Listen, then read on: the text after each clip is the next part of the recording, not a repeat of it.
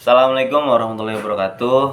Selamat siang. Perkenalkan, nama saya Ahmad Rafidin dari Prodi D3 Perbankan dan Keuangan, Fakultas Ekonomi dan Bisnis, Universitas Sultan Ageng Tirtayasa.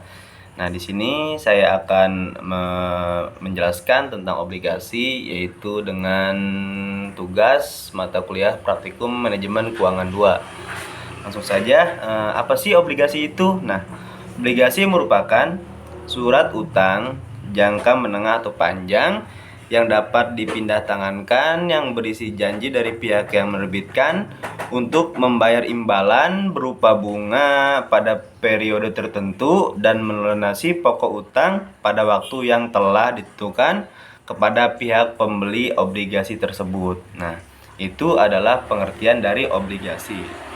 Nah, lanjut ke karakteristik obligasi. Nah, apa saja sih karakteristik dari obligasi? Yang pertama ada nilai nominal atau face value, terus yang kedua kupon atau the interest rate, terus yang ketiga ada jatuh tempo atau maturity, dan yang terakhir atau penerbit atau emiten. Nah, lanjut, harga obligasi ini berbeda dengan saham. Nah, mengemasi berbeda. Nah, yang membedakannya adalah dalam bentuk mata uang. Nah, itu yang dari investasi. Terus dari obligasi ini adalah harga obligasi dinyatakan dalam persentase, yaitu persentase dari nominal. Nah, perbedaan dari obligasi dan saham yaitu dari persentase dan bentuk mata uangnya. Terus ke contoh perhitungan obligasi. Nah, di sini saya akan mencontohkan dengan pernilai perharinya, yaitu harga obligasi sama dengan nilai nominal. Nah, contohnya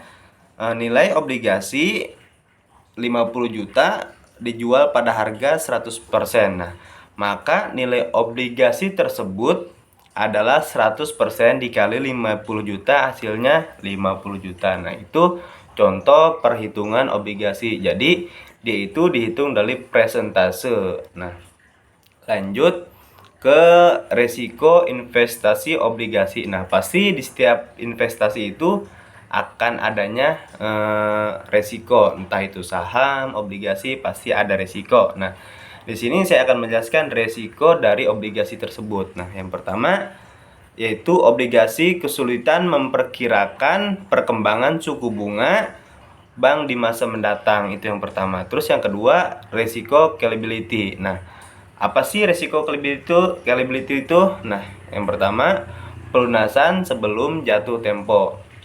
Terus yang terakhir ada kemungkinan perusahaan yang menerbitkan obligasi tidak dapat tepat janji. Nah, untuk membayar bunga atau pinjaman pokok obligasi. Nah, itu adalah resiko-resiko dari investasi obligasi.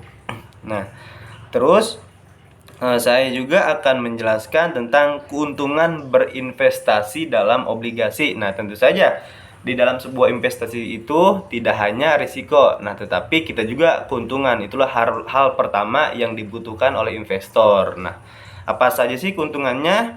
Yang pertama, mendapatkan kupon atau nisbah secara periodik dari efek bersifat utang yang dibeli. Nah, terus tingkat kupon ini nisbah lebih tinggi dari bunga Bank Indonesia atau BI rate. Nah, terus keuntungan yang kedua dari obligasi ini memperoleh capital gain atau keuntungan dari penjualan aset modal yang harganya lebih tinggi. Nah, yang terakhir, keuntungan dari obligasi adalah tingkat imbal hasil sudah diperhitungkan pada awal investasi. Nah, jadi dalam obligasi ini sudah diperhitungkan keuntungannya berapa ketika kita ingin berinvestasi di obligasi. Nah, itu adalah keuntungan. Nah, tinggal kita pilih mau berinvestasi di mana. Ada saham, ada obligasi, dan yang lain sebagainya.